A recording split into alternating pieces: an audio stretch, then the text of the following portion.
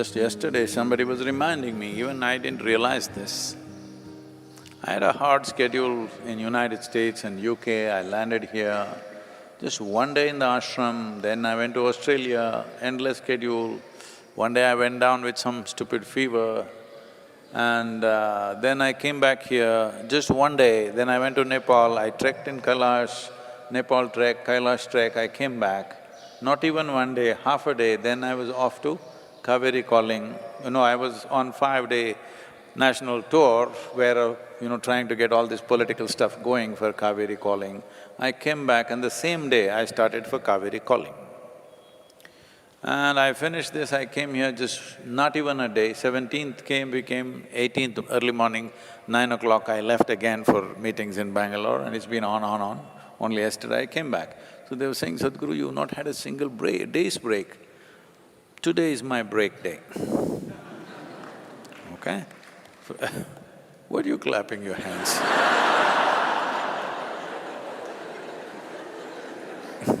Since morning there've been piles of files and here you are, all of you. And now there are meetings and at 11 o'clock there is Kala Bhairava Karma. Tonight, Mahalaya Amavasya, this is a break day. Okay.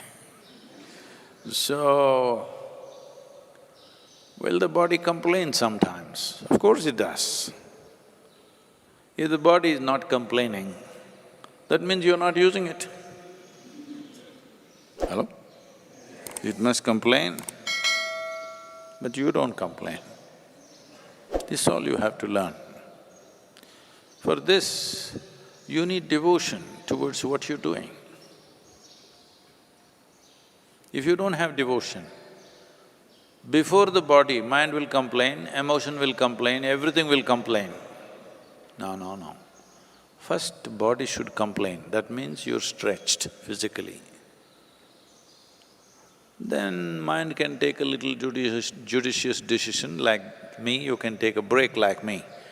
That means only till 12 o'clock you're active in the night. Only till midnight, after that you're sleeping. Otherwise it'll go on till 2 a.m. It's a break day. If your body is not feeling life is tough, body, not mind. If your body is not feeling life is tough, that means you're not doing anything worthwhile. Your body should be constantly stretched, it must feel. It's tough. When you go to bed, you should not sleep, you must die. Yes.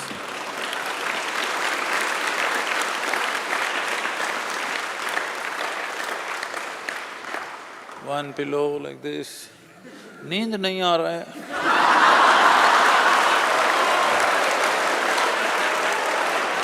No. You lie down on the rock, you fall dead, just like that. That's how you should be by the end of the day. Huh? Then next day morning it'll bounce back as if it's being born again.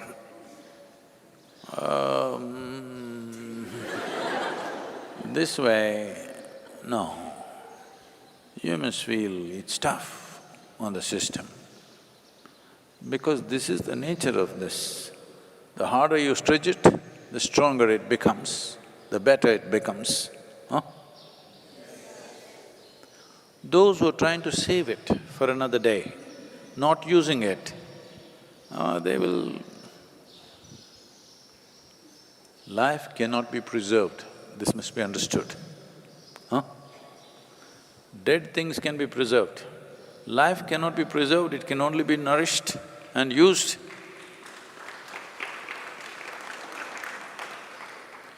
If you're trying to preserve and save yourself, not going to work. They were constantly bombarding me in… where was it, Bangalore or Delhi, somewhere, with too much activity, non-stop meeting. I said, I'm going on a vacation for 1 hour.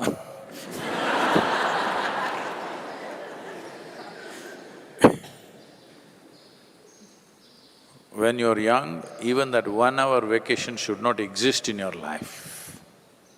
Yes? otherwise you will grow old too soon. Yes, those who take too many vacations, they will grow old too soon. When you're young, not even 5 minutes vacation. This doesn't mean you're doing something, doing something, doing something. This means in one way or the other, you're constantly upgrading yourself, either with external work or internal work. But upgradation should happen to a point wherever you stand out. This is not in competition with anybody, but this life must get to its full scope, isn't it so? This is what every life is trying, this is not unique to us. A coconut tree is doing everything possible to become a good coconut tree, full-fledged. So is a bird, so is a grasshopper, so is a worm, so is an elephant, so is everything, isn't it so? Only human being is hesitating because they did not learn how to handle their own cerebral activity. Their own thought is just messing them up. Even a basic question, should I become a full-fledged life or not? Such a question has become a debate and people think it's intelligence. Hello? Whether you should become a full-fledged human being or not, is there a debate about it? Huh? There's no debate about it, that's a way of life. This has to become a full-fledged life. If this becomes a full-fledged life, what will it do? I don't care what it does. Whatever it does, it will do it very well. That's all that's important. Whatever it does, it will do it well. That's all that matters. It's not only one kind of activity is important in the world, every activity is important. If it is done well, it's fantastic, whatever it is. Somebody sweeps the floor, see they've done well, is it not wonderful? Is this a lesser job than something else? So, for this to look at everything the same way, to function at full speed all the time, you need devotion, you need the fire of devotion, otherwise, Thaira. Why am I talking against Thaira? This could become discriminatory against the cows.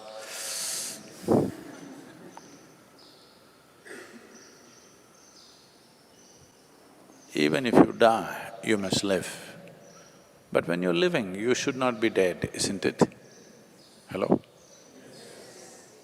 Those who really lived totally, even if they are dead long time ago, they still live, isn't it, in some way?